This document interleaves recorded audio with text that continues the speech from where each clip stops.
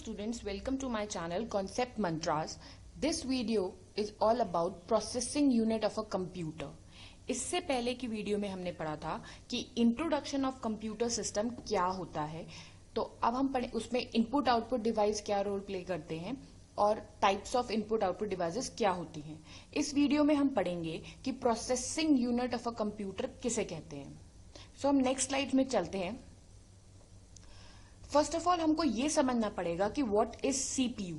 CPU is the brain of a computer system. It is an electronic circuit in computer which carries out instruction of a computer program by performing several operations. CPU कुछ इस तरह की एक chip होती है, ठीक है। ये एक इलेक्ट्रॉनिक सर्किट है जिसमें हमने प्रोग्रामिंग कर रखी है, जिसके अंदर हम इंस्ट्रक्शंस को सेव करवाएंगे और वो सेवरल ऑपरेशन करेगा based on that instruction. Brain क्या होता है? हर ह्यूमन बॉडी में एक ब्रेन होता है, तो वैसे ही हर कंप्यूटर के ब्रेन को सीपीयू बोलते हैं। जो भी हम इंस्ट्रक्शन सीपीयू को देते हैं, ये डिसाइड करता है कि उसको कैसे एग्जीक्यूट करना है, उसके लिए आपको क्या क्या ऑपरेशंस करने हैं। तो कुछ इस तरह की चिप होती है सीपीयू की, जो आपको अपने सिस्टम में दिखती है। A CPU can perform various logical, controlling, arithmetic and input-output operation according to the instruction. जैसी आपको इंस्ट्रक्शन मिलेगी, CPU ये डिसाइड करेगा कि वो ऑपरेशन लॉजिकल है। लॉजिकल मीन्स आपको क्या किसी को कंपेयर करना है, कुछ मैचिंग करना है, कुछ सर्च करना है, या फिर कंट्रोलिंग है, या फिर वो कुछ कंट्रोल फंक्शन है कि कैसे करना है, कब करना है, या फिर वो अरिथमेटिक है। अरिथमेटिक मतलब वो कुछ कैलकुलेशन से रिलेटेड ऑपरेशन है, या फिर वो इनपुट आउटपुट डिवाइस से रिलेटेड ऑपरेशन है। तो अकॉर्डिंग टू द इंस्ट्रक्शन ये सारे ऑपरेशंस हमारा सीपीयू डिपेंडिंग अपॉन जो उसको इंस्ट्रक्शन दी गई है उसके बेसिस पे ये ऑपरेशन वो परफॉर्म करता है। ये एक ब्लॉक डायग्राम है सीपीयू का, जिसमें मैंने ये बता रखा है कि CPU memory unit, input unit, output unit से कैसे कनेक्टेड है।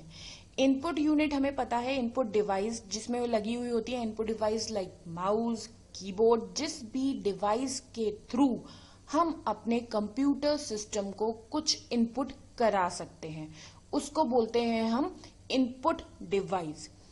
और आउटपुट डिवाइस कंप्यूटर से जो रिजल्ट होता है वो किसी आउटपुट डिवाइस पे जाता है, ताकि वो डेटा या वो रिजल्ट आउटसाइड वर्ल्ड को डिस्प्ले हो सके। सो सीपीयू के टू पार्ट्स होते हैं, one is control unit and another is ALU, arithmetic logic unit. Control unit और arithmetic logic unit memory unit से कम्युनिकेट करता है, बातचीत करता है। बातचीत का मतलब यहाँ पे क्या होगा कि वो मेमोरी से डेटा लेता है, कैलकुलेशन या ऑपरेशन परफॉर्म करता है और उसका रिजल्ट वापस मेमोरी में स्टोर कर देता है। अगर वो डेटा आपको आउटपुट कराना होगा तो यही मेमोरी यूनिट आउटपुट यूनिट पे डेटा को भेज देगा। और इनपुट यूनिट का काम है कि इस पूरे यूनिट को इंस्ट्रक्शन देना, डेटा देना कि आपको काम करना किस डेटा पे है और करना क्या है। तो सीपीयू का ये डायग्राम है जिसमें control unit, arithmetic logic unit है। इन शॉर्ट हम ये कह सकते हैं कि ये सारे के सारे यूनिट आपस में इंटर रिलेटेड हैं। अगर इनके बीच में कम्युनिकेशन नहीं होगी, इनके बीच में डेटा का या इंस्ट्रक्शन का ट्रांसफर नहीं होगा, तो कंप्यूटर का काम नहीं चल पाएगा। नेक्स्ट आता है हमारा मेमोरी यूनिट। मेमोरी यूनिट क्या होता है? It stores all the data and instruction required for processing. Processing मतलब आप कुछ भी स्टार्ट कर रहे हो, आप कुछ भी एग्जीक्यूट कर रहे हो, कुछ भी रन कर रहे हो। कुछ भी रन करने के लिए आपको डेटा चाहिए होता है और इंस्ट्रक्शन चाहिए होती है। डेटा क्या होता है? डेटा वो फील्ड्स होती हैं जिस पे आप कोई ऑपरेशन करते हो। फॉर एग्जाम्पल मैंने किया C is equals to A plus B, तो C निकालने के लिए मुझे A और B चाहिए, तो A और B मेरा क्या हो गया? डेटा।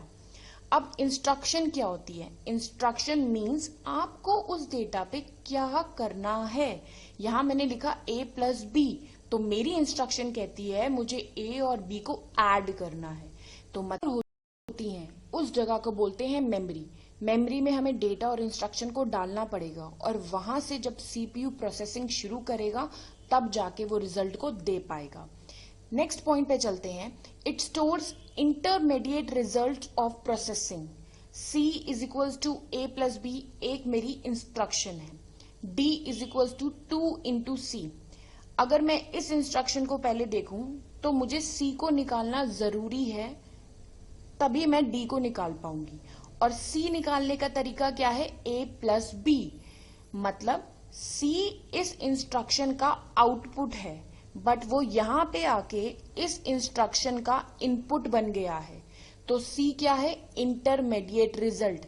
एक ऐसा रिजल्ट जो कि कंप्लीट रिजल्ट नहीं है, बट हाँ किसी रिजल्ट को निकालने के लिए उसका होना मैंडेटरी है, उसका होना जरूरी है।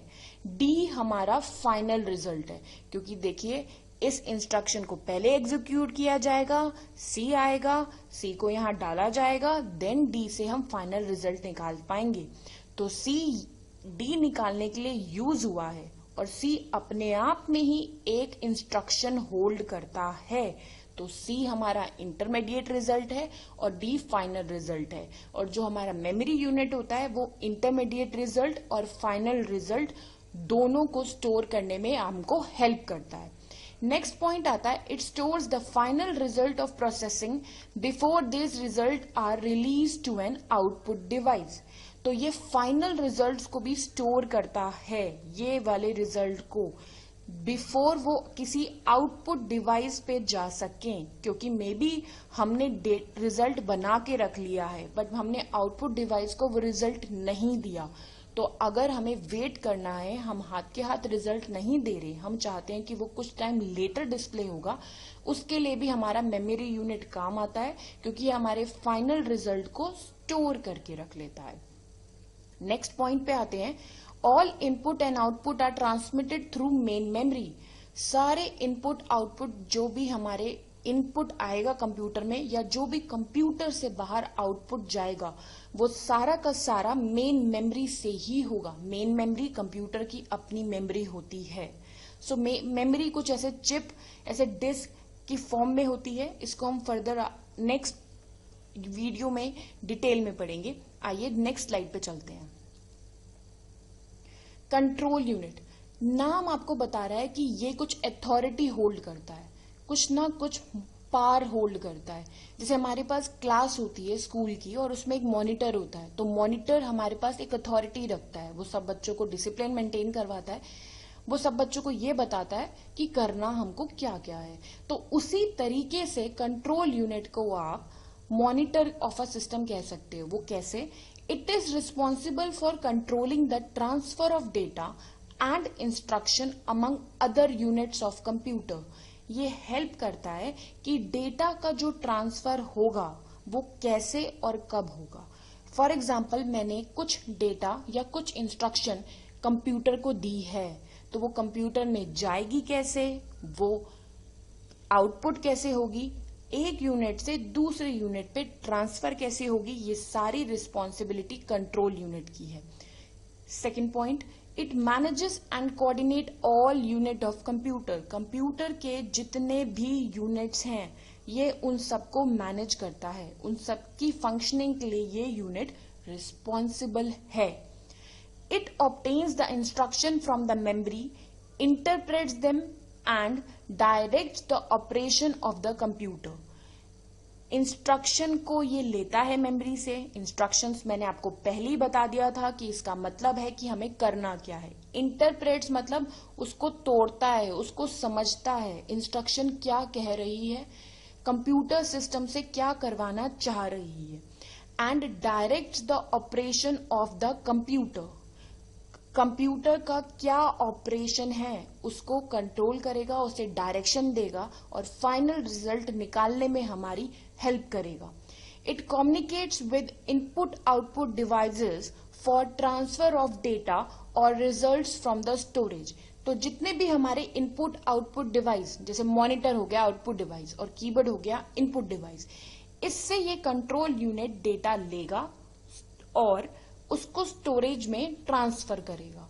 तो दैट मीन्स कंट्रोल यूनिट अपने आप में मेमोरी यूनिट से कम्युनिकेट करके डेटा के बीच में स्टोर करवाएगा। तो जितनी भी डेटा की मूवमेंट होती है इनपुट यूनिट से मेमोरी यूनिट पे और मेमोरी यूनिट से आउटपुट यूनिट पे, वो मूवमेंट होती है कंट्रोल यूनिट से। नेक्स्ट हम चलते हैं ALU, अरिथमेटिक लॉजिक यूनिट। सो अरिथमेटिक यूनिट जो ALU यूनिट है हमारा, वो 2 सेक्शन में डिवाइडेड है। पहला सेक्शन है अरिथमेटिक सेक्शन और दूसरा सेक्शन है लॉजिक सेक्शन। अरिथमेटिक सेक्शन क्या बोलता है? Function of a arithmetic section is to perform arithmetic operations like addition, subtraction, multiplication and division. तो मतलब जितने भी मेरे ऐसे ऑपरेशंस होते हैं वो मेरे सारे अरिथमेटिक ऑपरेशंस होते हैं। तो अरिथमेटिक ऑपरेशन जब भी मुझे करने होंगे तो मेरा अरिथमेटिक सेक्शन मुझे हेल्प करेगा, और वो किसका पार्ट है? ALU। एंड ALU अपने में ही CPU का पार्ट है। नेक्स्ट सेक्शन में चलते हैं, विच इज लॉजिक सेक्शन।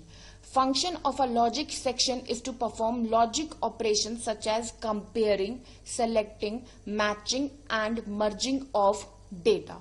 सो मतलब आपस में डेटा को कंपेयर करना है, किसी डेटा को सिलेक्ट करना है या किसी डेटा को मैच या मर्ज करना है। ये लॉजिक जो ऑपरेशंस होते हैं ये करता है लॉजिक सेक्शन।